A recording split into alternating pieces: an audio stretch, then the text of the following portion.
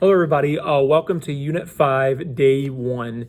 And today in this unit, we are going to basically cover all of the 1850s and what really builds up to the outbreak of the Civil War, which is where we'll be jumping into next class.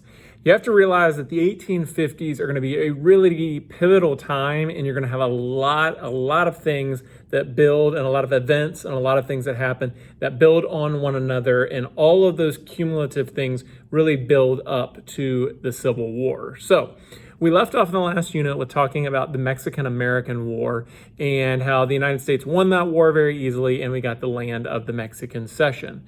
Now, the land that we get from the Mexican Cession, you're going to see, is going to be one of the big things that leads to massive disagreements between the North and the South, because we've acquired new land. That new land now extends out beyond the Missouri Compromise line that had already been set in place in the 1830s. So the question was, when we acquire new territories, are these new territories going to be slave or free? So with the end of the Mexican-American War, also within the same time, 1848, 49, you have the gold rush that happens in California. California is going to get enough people now that California can become a state. So the question is, will California be able to be allowed to become a state, because California wants to enter the Union and California wants to enter as a free state? This causes issues with the South and the North, because this would mess up that balance of power that we had talked about before between the North and the South and the Senate and Congress. So the South says, no way is California going to be allowed to enter as a free state without the South getting some concessions with that. So in again steps Henry Clay to help work out a compromise between the North and the South.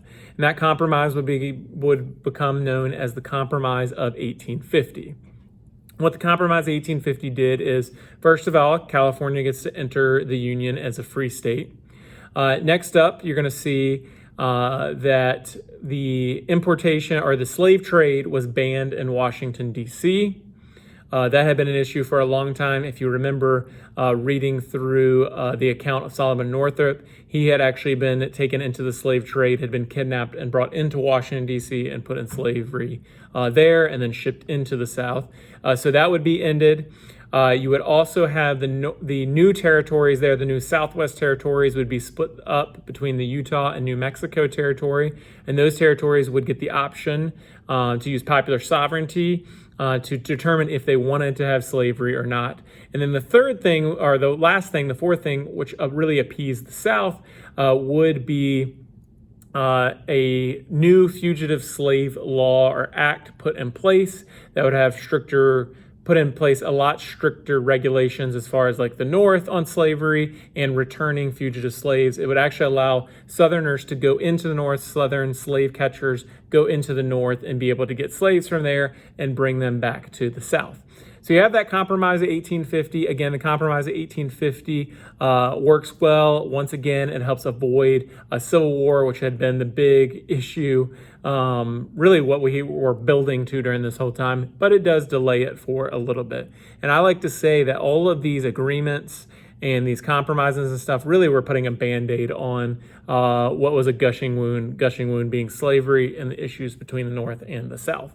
Also during the 1850s, you're going to see that you have some very famous books come out both in support and against slavery. And the most famous of these books would be Uncle Tom's Cabin, which was written by Harriet Beecher Stowe. In that, she is describing a fictional account of a slave, Uncle Tom, and his very brutal slave master.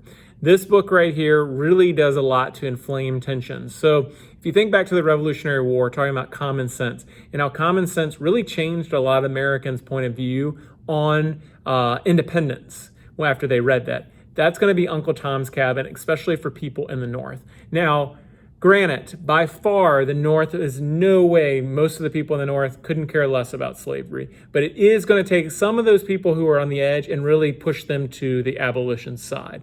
That is what Uncle Tom's Cabin does, is because it changes the perspective of people's views on slavery after they read it. So you have that come out. Again, that's going to cause a lot of tension between the North and the South. So much so, I even put it in the slides presentation. It's rumored that when Lincoln met Harriet Beecher Stowe during the Civil War, he said, "So you're the little lady who wrote the book that caused this great war." You would also have other books come out in the North as well in the South that argue their different views. And you're going to see in Southern books that a common argument for keeping slavery, or actually a way to justify slavery, is they said, hey, look at the wage labor in the North, look at the working conditions and that kind of stuff. They wanted to argue that slavery in the South was actually the people were in better conditions than they were in the North. So that was the big argument that they would have there. So we'll have an election in 1832 or 1852. Franklin Pierce would be elected president. You can read through the slides presentation what exactly that would mean for him as president. He would, again, acquire some more land through the Gadsden Purchase, where we would get basically the bottom part of Arizona there. One thing you got to see with the presidents that you're going to have in the 1850s is that a lot of them were ineffective leaders as far as what to do on the issue of slavery, what to do with the issue of what was obviously bubbling up and becoming a major issue within our country. The candidates are the people that you have elected president in the 1850s. They're all one-term presidents. They're all basically compromise candidates between the North and the South during this time. So they aren't very effective leaders. And you're going to see that over and over again with people there. So that brings us to 1854. You are going to have Senator Stephen Douglas from Illinois, who, because he wanted the Transcontinental Railroad that would eventually start being built, he wanted it to start and end in Chicago, that would be one of the terminuses of it. So with that, he introduces the Kansas-Nebraska Act.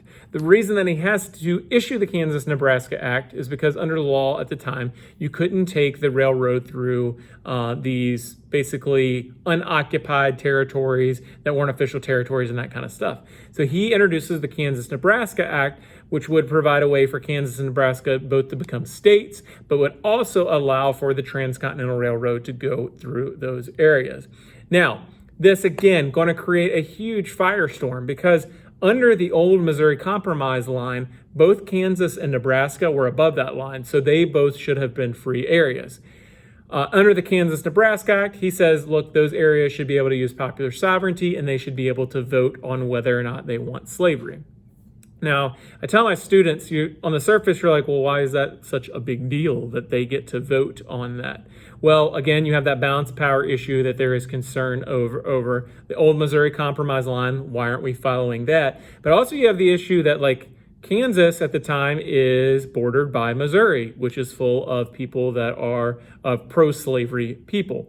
So elections, I know it's kind of funny to say, weren't as secure as today because we see all the issues that we've had with elections. But the issue is you're going to have people from Missouri that are going to come over and vote in Kansas and maybe even Nebraska and try to flip those areas to where they are going to be slaves. So Kansas-Nebraska Act would be passed.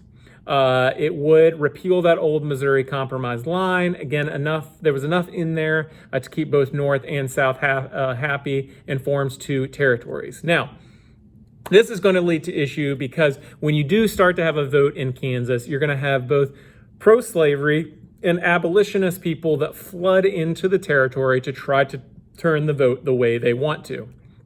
This will lead to the first time in U.S. history you're going to hear the name John Brown, because probably in the most infamous of these incidents, you're going to have John Brown and his followers go into Missouri and are responsible for the murder of 5 or 6 pro-slavery people within that territory. And you're also going to have fighting on both sides during this, and that's why Kansas is going to get the nickname Bleeding Kansas because of that happening there. Again, another sign of an ineffective leader. President Pierce at the time really stays out of the issue, doesn't do anything about what is happening in Kansas during that time. You're also, during this time, you're going to see you have a shift in the political parties. You're going to have the old Whig Party that is essentially going to die off, and you're going to have the Democratic Party and then the birth of the Republican Party. And by the end of this decade, you're going to have the Democratic and the Republican Party are going to basically be your two parties, and they are the same two parties that are in power today. So you're going to have that happen as well. Another act of violence that's going to happen during this time is you're actually going to have fighting in the Senate floor. I put a video there that explains the specific details of what happens in the Sumner Brooks caning incident, but you're going to have Preston Brooks, a Southern congressman, who comes in and defending his family honor, canes Senator Charles Sumner, beats him pretty violently. But again, you can see tension between the North and the South this time growing exponentially. Now you're having violence on the floor of the Senate. So it's like it's only a matter of time before there is going to be war breaking out between these two sides. Again, 1856, another election. You are going to have, with that election, Buchanan wins. Buchanan, again, will prove to be a pretty ineffective leader during this time. In fact, when you have, after the election of 1860 and Lincoln gets elected and you have the lower South states secede from the Union, Buchanan does nothing. Doesn't do anything to try to keep them in. In a sense, you could kind of say he's like, well, that's Lincoln's problem now. I don't have to deal with it. But again, Buchanan can't do anything. During this time, you're going to have a very famous Supreme Court case that happens, the Dred Scott v. Sanford case.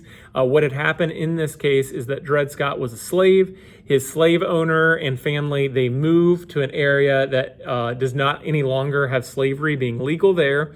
So as a slave, he sues because he says, hey, I live in a free area now. I should be able to get my freedom. Roger B. Taney, the Supreme Court justice there, says, no, you are a slave. You are a piece of property. You do not have any rights as a citizen in this country. And he goes even further than that and says that the Missouri Compromise, as it was done, was actually illegal and went against the Constitution because it dealt with people's property. Therefore, getting rid of the Missouri Compromise, which had already been gotten rid of, and saying, Dred Scott, you're a slave, and you really don't have any say in that. This is yet another thing going to cause massive tensions between the North and the South. A lot of abolitionists in the North felt like that they had been betrayed by the Supreme Court, because really, essentially, what this decision had done is said that any slavery type compromises that had been created, all of them were unconstitutional because they dealt with property, and that's what slaves were. So again, yet another source of tension with there. And then really the last huge event that is going to further increase these tensions between the North and the South is going to be the raid here in Harper's Ferry, Virginia. There was a federal arsenal there. John Brown, again, very extreme abolitionist during this time. He had hoped to take over the armory, arm slaves, and lead a slave rebellion here in Virginia. Unfortunately for him, it did not work out that way for him. He didn't get the support that he thought he was going to get. Federal troops came in, led by Robert E. Lee. They are able to end the rebellion. The Commonwealth of Virginia would put on trial John Brown and his followers, and they would all be executed as a result of that. Executed basically for treason is what they would be executed for. Again, very different views on that between the North and the South. You're going to see the Republican Party, which was a party that had been based in wanting to regulate and hopefully end slavery. They try to sell it and say, hey, that's not who we are as a party. That's not what we want. Democrats, though, jump on the Republicans and say, look, this is exactly what the Republicans want. They want our country to fall apart, and they want this kind of thing to happen more frequently. So that's going to be kind of like your last nail in the coffin as far as a civil war would go. You do have the rise of Abraham Lincoln. He would be nominated as the Republican Party candidate in the election of 1860 because Lincoln was seen as more of a moderate. He did not want the abolition of slavery. He said over and over again, he just didn't want the extension of slavery into new territories, but he wasn't for the abolition of that. Also, another thing with Lincoln is a lot of people like to put Lincoln on a pedestal for helping keep the country together and for everything that he did to end slavery. But just like other leaders during that time, a lot of them wanted the end of slavery, but they couldn't foresee political equality for African Americans, and that would be Lincoln as well. So in this election, you're going to have him. And then you are going to have the Democrats, who are split between North and South and actually pick two candidates, which made it very, very easy for Lincoln to be able to win this election. He takes all the northern states that he needs to take. The South is divided between the multitude of candidates that there were, and Lincoln is going to lead the election. And as you win the election, and as you see next class, that is going to be the opening domino piece in what leads to civil war in this country. So with us today, again, go through that slides presentation and went into a lot more detail. At the end of this, you're going to be basically looking at the two sides, North and South, building up to the Civil War, and try to determine who had the advantages in either side. So with this activity, what you need to do is pick a side, North or South, doesn't matter to me, pick whatever side you want. You're going to go through and look at the advantages and disadvantages they have, and then basically say, which side do you think would win the war based on the advantages and disadvantages that they had? So, as always, let me know if you need any help or any assistance, or if you need any more resources to be able to go through, and I am more than willing to help. Otherwise, I hope you have a fantastic day.